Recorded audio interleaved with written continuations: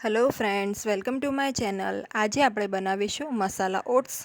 જો તમે મારી ચેનલ ઉપર નવા હો તો મારી ચેનલને સબસ્ક્રાઈબ કરજો, જેથી આવનારી નવી વિડીયોની નોટિફિકેશન તમને સૌથી પહેલાં મળી શકે. તો ચાલો આપણે રેસીપી સ્ટાર્ટ કરીશું. સૌપ્રથમ આપણે તેલ ગરમ કરવાનું છે. તો અહીંયા મેં 2 ટેબલ સ્પૂન તેલ લીધું છે. તેલ ગરમ થઈ જાય એટલે આપણે એમાં 1 ચમચી જેટલું જીરું નાખીશું. ગેસની ફ્લેમ મીડિયમ રાખીશું. જીરાને આપણે બરાબર ક્રેકલ થવા દેવાનું છે.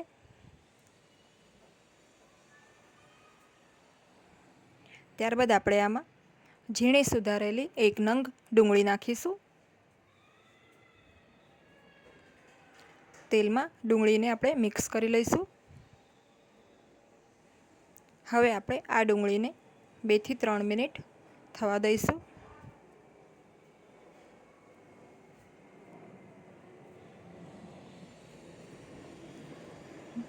જો તમારે લસણ અને આદુની પેસ્ટ નાખવી હોય તો અત્યારે તમે નાખી શકો છો, 1 ચમચી જેટલી. ત્યારબાદ આપણે આમાં ટામેટાં એડ કરીશું. તો અહીંયા મેં 2 નંગ ટામેટાં લીધા છે, નાની સાઇઝના, અને એને ઝીણું સમારી લીધું છે. ટામેટાને પણ તેલમાં મિક્સ કરી લઈશું. ટામેટાને આપણે 3 થી 4 મિનિટ થવા દઈશું. ત્યારબાદ આપણે એમાં સ્વાદ પ્રમાણે મીઠું નાખીશું. મિક્સ કરી લઈશું.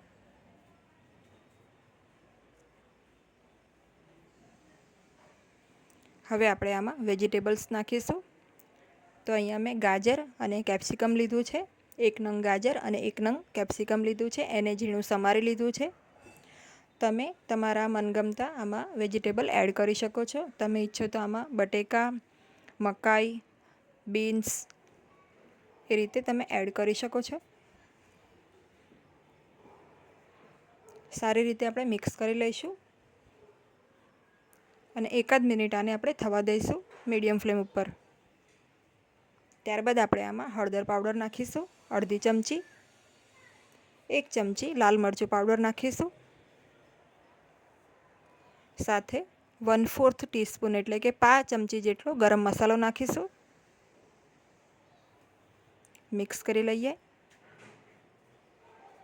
તો મસાલામાં પણ આપણે 1 મિનિટ બધા વેજીટેબલને થવા દઈશું.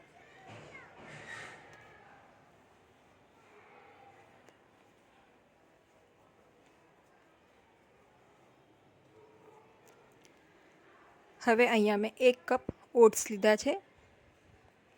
આ ઓટ્સ તમને કોઈ પણ ગ્રોસરી શોપમાં અથવા તો મોલમાં ઇઝીલી મળી જાય છે. હવે આપણે ઓટ્સ નાખીશું.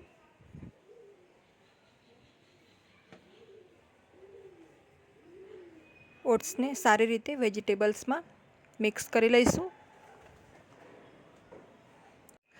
તો વેજીટેબલ આપણે એકદમ નાની સાઇઝના જ કટ કરવાના, જેથી ઓટ્સમાં સારી રીતે ભળી જાય. આ રીતે મિક્સ થઈ જાય ત્યારબાદ આપણે ઓટ્સને ચડવા માટે પાણી નાખીશું.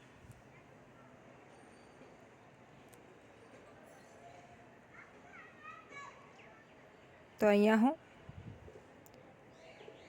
2 કપ જેટલું પાણી નાખીશ.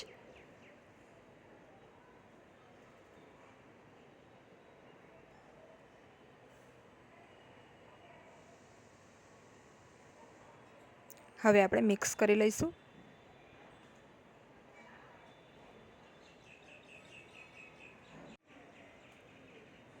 આ રીતે સારી રીતે મિક્સ કર્યા બાદ આપણે ગેસની ફ્લેમ એકદમ લો કરી દઈશું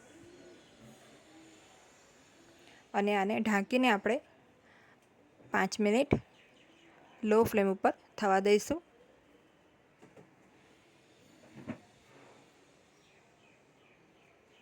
તો 5 મિનિટ બાદ આપણે ખોલીને જોઈ લઈશું. તો અત્યારે બધું જ પાણી સારી રીતે એબ્ઝોર્બ થઈ ગયું છે અને ઓટ્સ પણ આપણા સરસ ચડી ગયા છે. તો આ રીતનું ટેક્સચર હોવું જોઈએ. જો વધારે પાણી લાગે તો 2 મિનિટ આપણે વધારે થવા દેવાનું હજી.